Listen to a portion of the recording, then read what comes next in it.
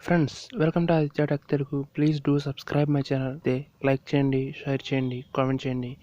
మీకు ఈ వీడియోకి సంబంధించి ఏమైనా డౌట్స్ కనుక్కుంటే నాకు కామెంట్ రూపంలో తెలియచేయండి ఫ్రెండ్స్. ఈ వీడియోలో మనం వాట్సాప్లో మనం ఏమన్నా ఇమేజ్ షేర్ చేస్తే అది క్వాలిటీ తగ్గిపోతుంది పక్క వాళ్ళకి వెళ్ళినప్పటికి.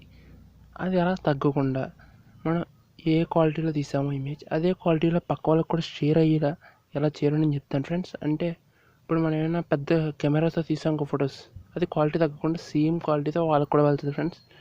దీనికోసం మనం ఇమేజ్ని డాక్యుమెంట్ ఫామ్లో పంపాలి. అది ఎలా పంపాలో చెప్తాను. ఫస్ట్ నేను వాట్సాప్ ఓపెన్ చేశాను. అక్కడ వాట్సాప్లో మనకి మామూలుగా కనిపిస్తుంది కదా, అలాగా అక్కడ పిన్ మీద ప్రెస్ చేయండి. ఇది మనం మామూలుగా ఫొటోస్ని పంపించే విధానం. అక్కడ గ్యాలరీ ఓపెన్ అయిపోతుంది. గ్యాలరీని ప్రెస్ చేస్తే ఆ గ్యాలరీ నుంచి నేను అక్కడ ఒక ఫోటో తీసుకున్నాను పైన. ఆ ఫోటోని నేను పంపించబోతున్నాను. ఫస్ట్ ఫోటోని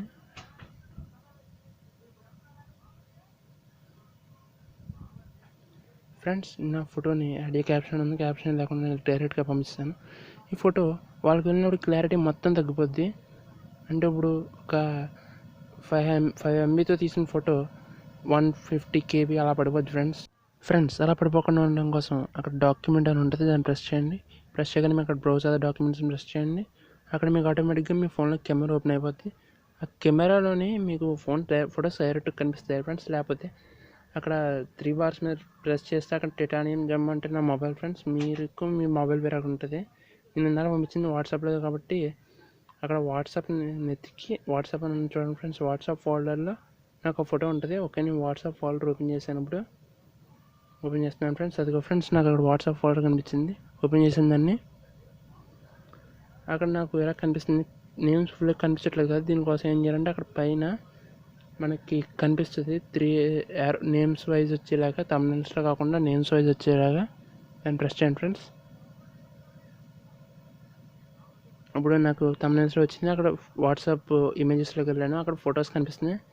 అక్కడ నాకు పాతవన్నీ కూడా వస్తున్నాయి ఫ్రెండ్స్. దాని గురించి నేను డేట్ మాడిఫై చేసి, నాకు అది రీసెంట్గా వచ్చింది కాబట్టి రీసెంట్ డేట్ మాడిఫై చేస్తున్నాను ఫ్రెండ్స్, రీసెంట్గా వచ్చేలాగా.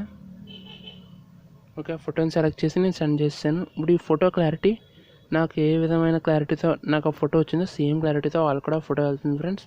ఓకే ఫ్రెండ్స్, ఈ వీడియో కనుక మీకు నచ్చినట్లయితే కామెంట్ చేయండి, అలాగే లైక్ చేయండి, మీ ఫ్రెండ్స్ కూడా షేర్ చేయండి. చాలా మంచి న్యూస్ కాబట్టి.